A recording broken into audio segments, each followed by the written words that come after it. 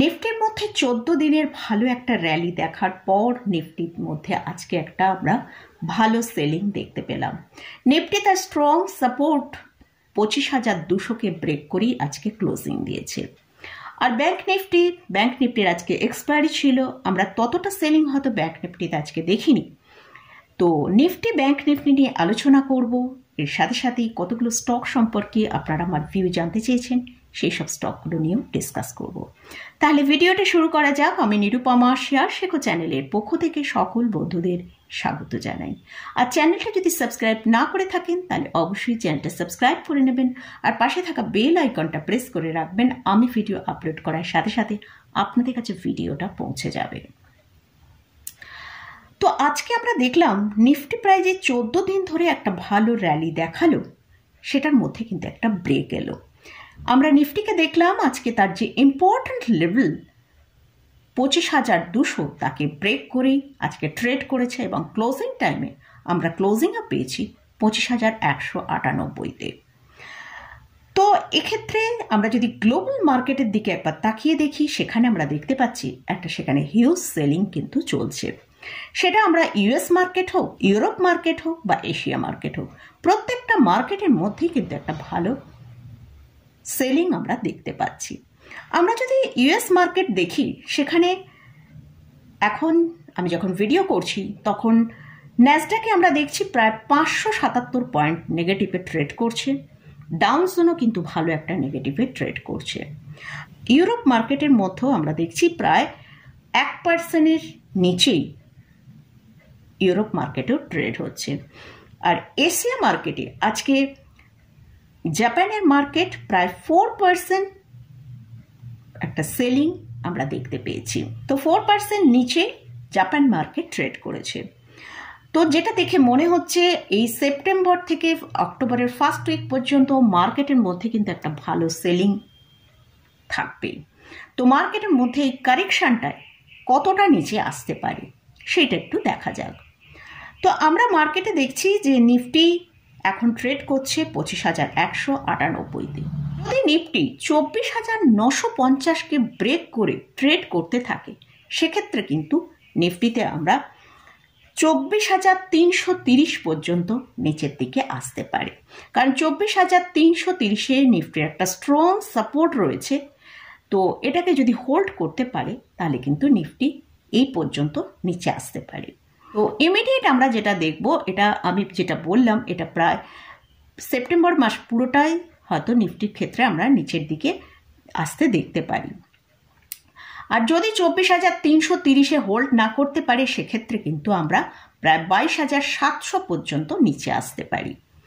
তো এটা গেল নিফটি, মানে পুরো এক মাসে, মানে অক্টোবরের ফার্স্ট উইক পর্যন্ত হয়তো এটা আসতে নিফটিকে সময় লাগতে পারে। ইমিডিয়েট মানে আগামীকাল নিফটির জন্য যেটা আমরা দেখব, আজকে যেমন নিফটি 25,050-এ একটা সাপোর্ট নিয়ে নিফটি ওপরের দিকে ক্লোজ হয়েছে। আগামীকাল যদি আমরা দেখি নিফটি 25,050-কে ব্রেক করে নিচের দিকে ট্রেড করছে, সেক্ষেত্রে আমরা নিফটিকে হয়তো 24,950 কাছাকাছি আসতে দেখতে পারি। তো আমাদের এর জন্য কিন্তু নিফটির একটার পর একটা লেভেলকে ফলো করতে হবে। নেক্সট আসছি ব্যাংক নিফটি। ব্যাংক নিফটিতে আমরা এই আগস্ট মাসে কিন্তু সেভাবে কোনো ভালো পারফরমেন্স আমরা ব্যাংক নিফটির ক্ষেত্রে দেখিনি। ব্যাংক নিফটি একটা সাইডওয়েজ পারফরমেন্সই করেছিল। তো সেক্ষেত্রে ব্যাংক নিফটিতে আমরা দেখেছি আজকে, যেহেতু ব্যাংক নিফটির আজ এক্সপায়ারি ছিল, ব্যাংক নিফটিতে আমরা অতটা সেলিং দেখতে পাইনি। ব্যাংক নিফটি আজকে যে ক্লোজিংটা দিয়েছে সেটা হচ্ছে 51,400 কাছে ক্লোজ দিয়েছে। যদি ব্যাংক নিফটি 51,350-কে ব্রেক করে নিচের দিকে ট্রেড করে, সেক্ষেত্রে প্রথম আমরা দেখতে পাবো 50,800 থেকে 900 এই জোনটার কাছে ব্যাংক নিফটিকে আসতে দেখতে পারি। আর যদি 50,500-কে ব্রেক করে নিচের দিকে ট্রেড করে, সেক্ষেত্রে আমরা 50,100 পর্যন্ত ব্যাংক নিফটিতেও এই সেপ্টেম্বর মাসে আমরা আসতে দেখতে পারি। তো মোটামুটি এটা গেল নিফটি এবং ব্যাংক নিফটি নিয়ে আলোচনা করলাম। ব্যাংক নিফটির লেভেল এবং নিফটির লেভেল নিয়ে আলোচনা করলাম। এবার আসছি কয়েকটা স্টক সম্পর্কে আপনারা আমার ভিউ জানতে চেয়েছেন, সেই সব স্টকগুলো নিয়ে আলোচনা করছি। তো সব স্টক আজকে কভার করা যায়নি, নেক্সট ভিডিওয়ে আমি অন্যান্য স্টকগুলো কভার করে দেবো। তো আজকে তার মধ্যে থেকে আমি 4টে স্টক নিয়ে ডিসকাস করছি। ফার্স্ট যে স্টকটা নিয়ে ডিসকাস করছি সেটা হচ্ছে PCBL। এই স্টকটার কারেন্ট প্রাইস চলছে 512 টাকা। লাস্ট এক বছরে এই স্টকটা 195% র্যালি দেখিয়েছে। আর এই PCBL হলো RP সঞ্জীব গোয়েঙ্কা গ্রুপের কোম্পানি। এই কোম্পানি কার্বন ব্ল্যাক প্রডিউসড করে। ইন্ডিয়ার মধ্যে এটা লার্জেস্ট এবং ওয়ার্ল্ডের মধ্যে এটা 7 লার্জেস্ট কার্বন প্রডিউসার কোম্পানি। এছাড়াও এরা স্পেশালিটি কেমিক্যাল এবং জেনারেশন ইলেকট্রিসিটির ওপরও কাজ করে। এটা একটা মিড ক্যাপ ক্যাটাগরি স্টক। এদের মার্কেট ক্যাপিটালাইজেশন হচ্ছে 19,343 করোড়। পি হচ্ছে 38.8। স্টকটা একটু হাই প্রাইসে ট্রেড করছে বলে কিন্তু আমরা এর পিটাও একটু হাই দেখছি, নাহলে এর মিডিয়ান পি হচ্ছে 10.7। এই স্টকটা একটা হেলদি ডিভিডেন্ড পে করে। আরই হচ্ছে 16.2%। লাস্ট 5 ইয়ার্সের আমরা যদি এদের সেলস গ্রোথের পারফরমেন্স দেখি, সেখানে আমরা মার্চ 2020-তে ছিল 3,244 করোড়। সেখান থেকে মার্চ 2024-এ এদের সেলস বেড়ে হয়েছে 6,420 করোড়।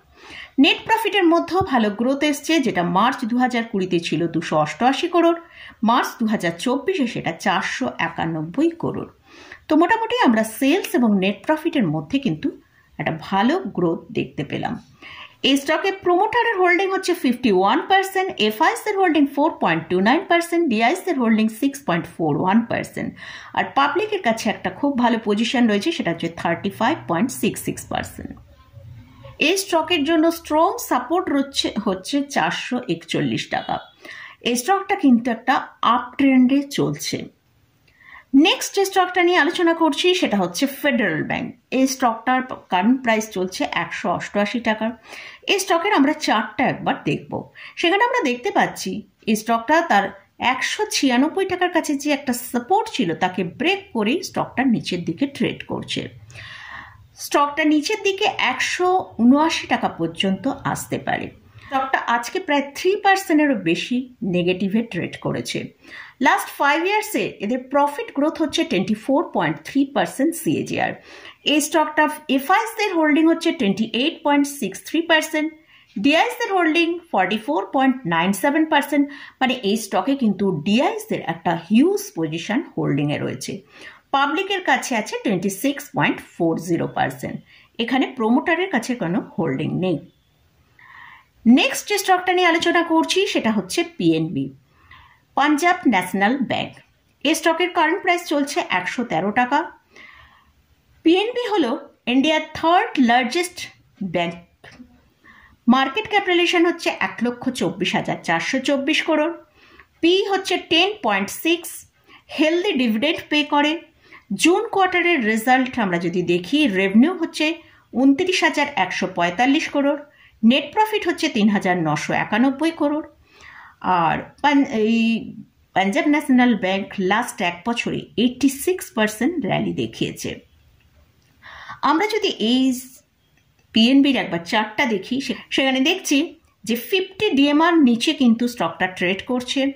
এই স্টকের জন্য নেক্সট যে সাপোর্টটা আছে সেটা হচ্ছে 108 টাকা। এটাকে ব্রেক করে যদি নিচে ট্রেড করে, সেক্ষেত্রে আমরা স্টকটাকে 90 থেকে 98 টাকার কাছে আসতে দেখতে পারি।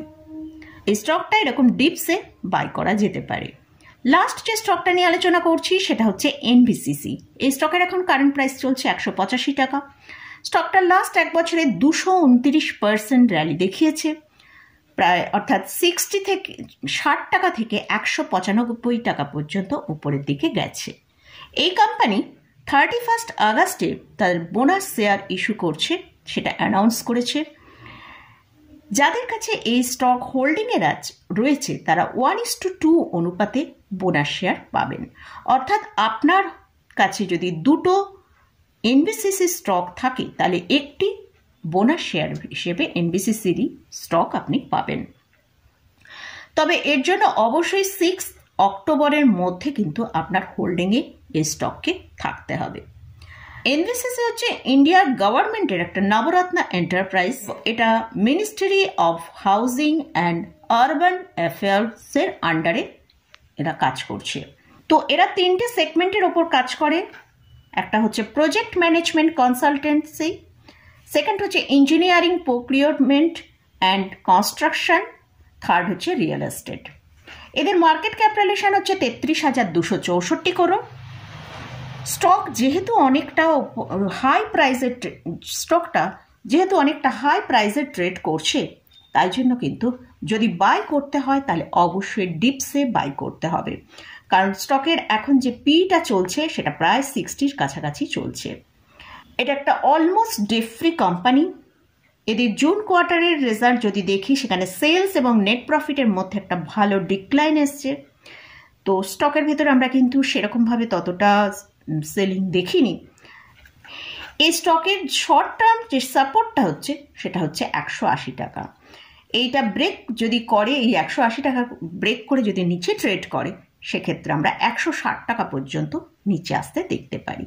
তো মোটামুটি এই স্টকগুলো নিয়ে আলোচনা করলাম। এই স্টকগুলো কিন্তু আমি কোনোটাই রেকমেন্ডেশন করছি না।